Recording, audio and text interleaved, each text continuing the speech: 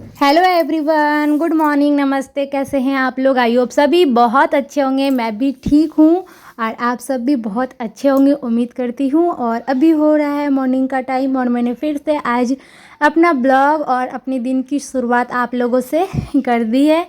और अभी जस्ट मैं नहा धोवा के पूजा पाठ करके मैंने अपना ब्लॉग स्टार्ट किया है।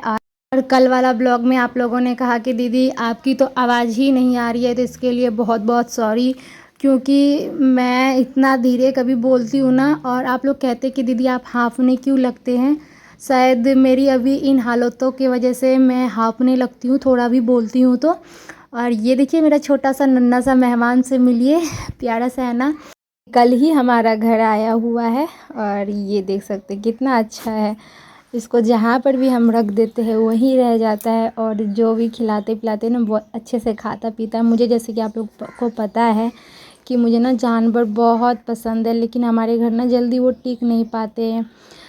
और फिर उसके बाद मैं आ गई थी किचन में और मैं क्या बना रही हूँ अभी, सत्तू की पूड़ी, जो कि नाइट की सब्ज़ी है। नाइट में मैंने आलू परवल की रस वाली सब्ज़ी बनाई हुई थी, तो वो सब्ज़ी काफ़ी ज़्यादा है, तो मैं सोची रस वाला सब्ज़ी के साथ और रोटी ना खाने का आज मन नहीं हो रहा था।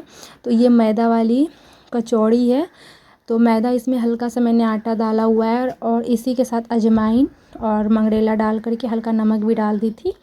और ये सत्तू जो है ना, सत्तू की पूड़ी रहे चाहे पराठा रहे, पराठा तो मुझे उतना नहीं पसंद आता, लेकिन पूड़ी जो है ना मुझे बहुत पसंद आती है। और ये देखिए मैं इसी तरह करके सारे पूड़ी को तल लेती हूँ। और आराध्या भी क्या क्या बोल रही है, मैं ना वॉइस ओवर कर रही हूँ और ये आ गई है, तो ये क्या कह रही है कि मम्मा अब क्या बकवास कर रहे हैं, अब बताओ। इसको बकवास लग रही है और आप लोगों को आवाज़ ही नहीं जाती अगर मैं धीरे से बोलूँ तो इसीलिए मुझे ना बहुत तेज़, और वैसे ना मैं अभी बहुत तेज़ नहीं बोल पाती, और आप लोग तो नोटिस किए भी होंगे कि मैं ज़्यादा तेज़ बोलती हूँ तो मेरी सांसें फूलने लगती है। और जब मैं वॉइस ओवर करती हूँ ना तो आराध्या कुछ ज़्यादा ही परेशान करती है। अभी मैं छत पे आ गई हूँ और सुबह में ना मैंने नाश्ता, मैंने आपको बताया कि रात में जो सब्ज़ी बनाई हुई थी ना वही सब्ज़ी थी, तो सिर्फ मैं अभी सत्तू की पूड़ी बनाई और उसी के साथ सब लोगों ने इंजॉय किया, सत्तू की पूड़ी और आलू परवल की रस वाली सब्ज़ी। और अभी मैं बना रही हूँ दही बाड़ा, जो कि मैं दाल नाइट में ही भिगोने के लिए रख दी थी और दही भी रात में ही जमने के लिए डाल दी थी। और इधर मैं ना दाल पीस ली हूँ और अभी ना मैं छत पे आई हूँ। आराध्या नीचे मुझे बहुत तंग कर रही थी और मैं आज वॉइस ओवर भी नहीं कर पा रही हूँ, बहुत प्रॉब्लम हो जाती है कभी कभी। और आप लोगों को भी छत पे आई हूँ, तो यहाँ पे ना पक्षी की आवाज़ जा रही होगी जैसे ना, और हवा भी बहुत तेज़ चल रही है, तो बस हवा वगैरह की तो ये सारी चीज़ आप नोटिस मत कीजिएगा।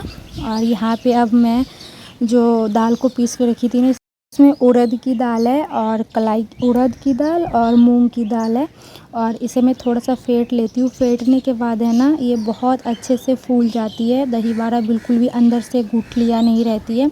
और इधर ना मैं तवे पे जितने भी मुझे मिर्ची की ज़रूरत थी ना, मैं उतनी मिर्ची इसमें डाल दी हूँ। हल्का सा मैं इसे ना भून लूँगी और बाद में मैंने जीरा इसमें डाला है, क्योंकि जीरा ना मिर्ची के साथ अगर भूनो ना तो जीरा पहले ही जल जाती है, इसीलिए मैंने बाद में इसे भूना है। और यहाँ पे अब इसे ना मैं मिक्सचर में डाल करके पीस लेती हूँ और फिर इधर मैं कढ़ाई चढ़ा दूँगी। कढ़ाई में जिस कढ़ाई में मैंने सुबह में जो पूड़ियाँ तली थी ना, उसी में मैं अभी दही बाड़ा भी तल लूँगी।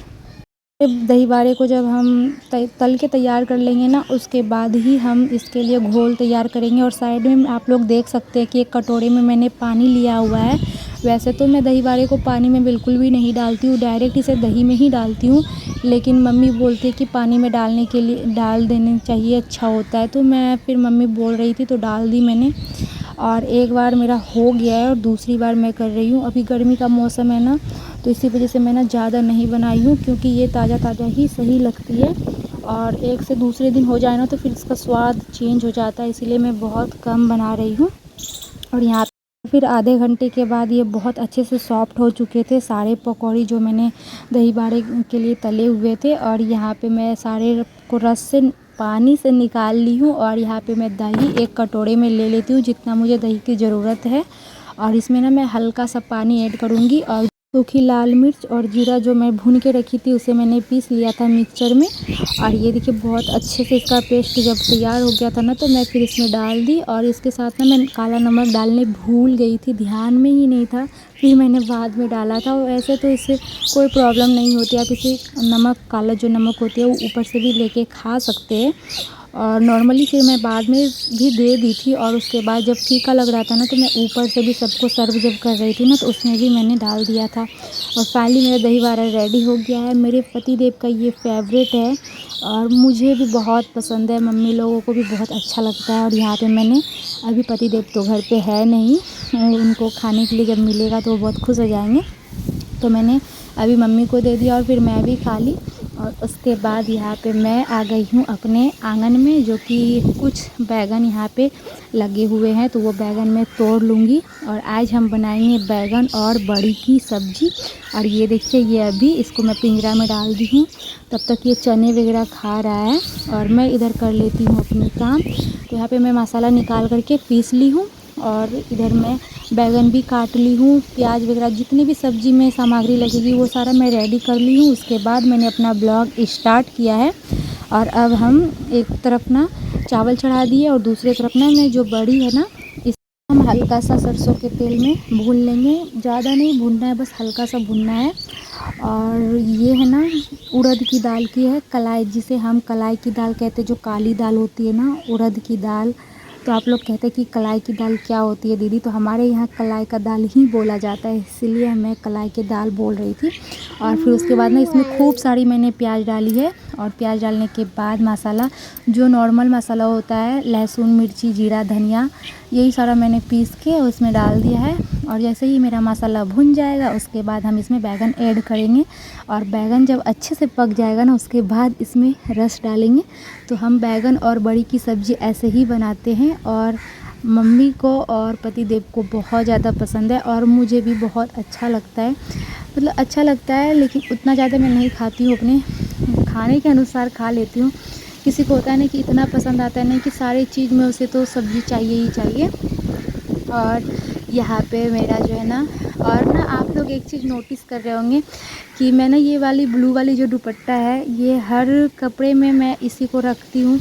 ये वाली जो दुपट्टा है ना इतना सॉफ्ट हो गया है ना और इतना अच्छा लगता है मुझे ओढ़ने में, इसीलिए मैं इसे ही एनी टाइम लेती हूँ। और 3-4 है ना वो बहुत मोटे मोटे हैं, अगर मैं उससे ना मुँह पोंछती हूँ ना, जो पसीने हो जाती है ना किचन में रहते रहते मुंह पोंछती हूँ तो मेरा फेस पूरा लहरने लगता है, जिसकी वजह से ना मैं ये ब्लू वाली ही रखती हूँ। और यहाँ पे बातों ही बातों में मेरी सब्ज़ी भी रेडी हो गई थी। जब इसमें उबाल आ गए थे ना तो फिर मैं इसमें बड़ी डाल दी और बड़ी डालने के बाद धीमी आंच कर दी थी, कम से कम 15 मिनट तक धीमी आंच में जब पकी तो बड़ी बहुत अच्छे से रेडी हो गया था। और खाने पीने के बाद जो बर्तन होता है उसे मैं चली गई थी धोने के लिए और धो के मैं सारे बर्तन ला ली हूँ। मैंने बताया कि बस मैं अभी जैसे तैसे मेरे दिनचर्या निकल रहे हैं और धीरे धीरे निकल ही जाएगी, आप लोगों की दुआ रहेगी और दुआ तो है ही आप लोगों की। और यहाँ पे सारे बर्तन जब मैं धो के ला ली थी, अब मैं सारे बर्तन सेट कर दी हूँ। अब थोड़ा मैं कर लेती हूँ किचन की सफाई, उसके बाद हम चलेंगे अपने रूम में। और रूम की हालत तो पक्का बिगड़ ही गई होगी, मुझे बेडशीट भी सेट करना है। वैसे तो मैं सुबह में उठती हूँ ना तो जब पूरा बेड खाली हो जाता है तो मैं बेडशीट तो सेट कर ही लेती हूँ, लेकिन जो मेरी बदमाश बेटी है, बदमाश बेटी क्या, जिसके भी घर में बच्चे होंगे ना तो उसके घर में तो मुझे लगता है कि 3-4 बार झाड़ू लगती होगी, 3-4 बार बेडशीट सेट होता होगा जैसे मैं करती हूँ। बहुत ज़्यादा बिगाड़ते रहती है आराध्या और मैं करते रहती हूँ। तो अभी हो गई है मेरी पूरी तरीके से किचन की सफाई। और मैं ना अभी नॉर्मली पानी से सिर्फ करती हूँ किचन की सफाई। और नाइट में मैं जो है ना जब सोने के टाइम में जब मैं सफाई करती हूँ तो उस टाइम मैं सर्फ़ से कर देती हूँ, जिसकी वजह से ना सुबह बहुत अच्छे से साफ़ हो जाता है। और जब मैं रूम में आई थी तो जैसे मैंने आप लोगों को बताया कि मेरा रूम का तो हाल बिगड़ा पड़ा था, जिसकी वजह से मुझे ना वैसे नींद नहीं आती, तो मैं सोची थोड़ा बेडशीट सेट कर लेती हूँ। बेडशीट सेट करने के बाद ना अच्छा लगता है हल्का सा और बहुत अच्छा नींद भी आती है।